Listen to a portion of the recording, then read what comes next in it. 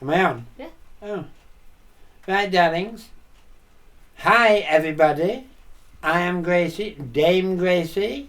I am terminally ill, and it's fucking Christmas. So I'm going for it.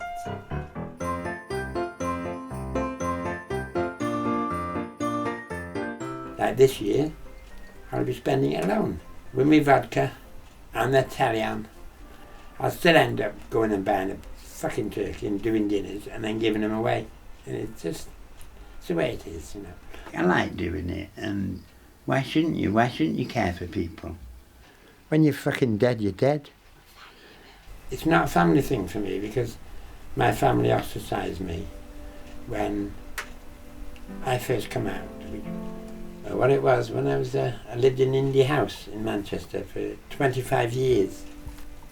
And I wanted to do something, you know, in the flat, because I used to see all these lights. So I thought, I'll have a go at this. And then every year I've added, and it's become huge. And I do it because it makes people so happy. I used to get out and put Christmas trees up outside, the artificial Christmas trees outside my windows on a little ledge about that wide. But I used to do it because people just loved it. Cars slow down here and they queue up to try and see the lights because it absolutely lights up the street. I've got cancer of the mouth, tongue and jaw. I have a completely failed pancreas. I have cancer of my ass. I have COPD. Darlings, one has to smoke. I've done it all my life. I've got deep vein thrombosis in both legs. I have asthma, chronic asthma. I have arthritis in both hands. The pyramid climbs and climbs and climbs. I'd like to go with a fucking 9-inch dick, a fag in one hand, and a fucking large vodka. But from a dying man, which everyone seems to think is today, not tomorrow.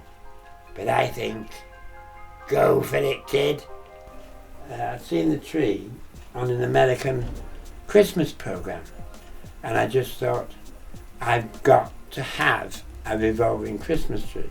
There is 1,620 lights twinkling on that tree.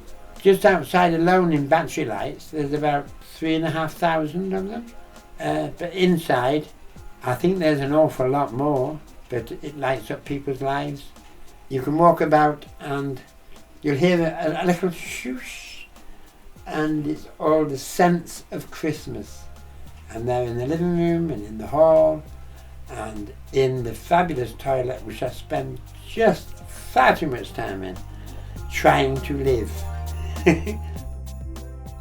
In the earlier days, in like 1993, I used to do and collect for AIDS because a few friends were in the Manchester Monsell isolation unit, and once you got put in there, you never came out.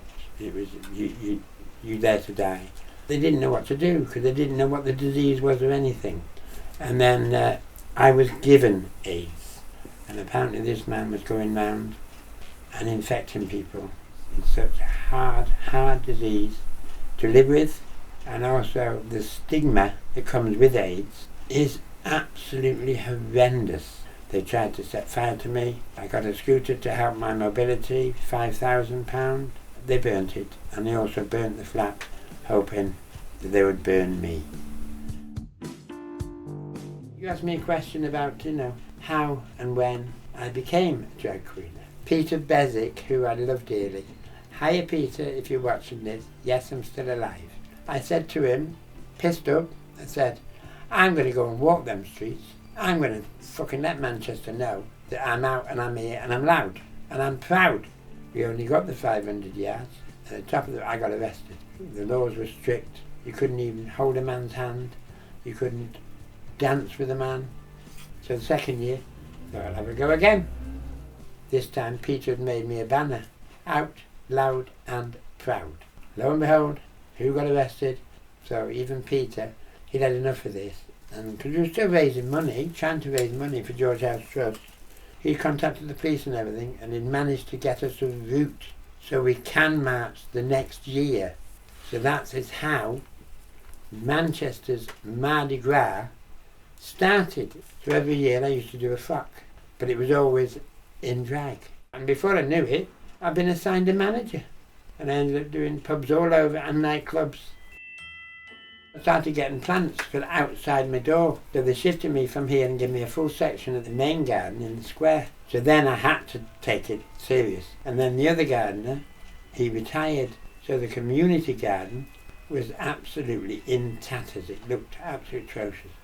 So I started to try and clean it all up, and I tidied up the communal garden, and every year they have the Royal Horticultural Society, and then 2 months later it came through that I'd won gold. Please get a plant, whatever you are, grow one, because it takes your mind off all your troubles. And there's 160 something flats around. Nobody lifts a finger to help me. Nobody wants to help me.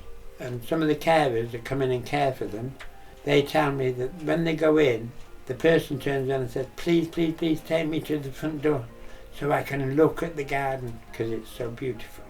I've swapped a sequin or two for a trowel and a spade. But all I think is that I'm making people happy. And it's so nice when you see them walk around the square looking at all the flowers. And at the moment, at Christmas time, is that all you know that all gardens are mainly bare, hence all the decorations. I take in total 86 pills a day just to keep the pain away and stuff like that. So for me to do a bit of Christmas for somebody else, why not?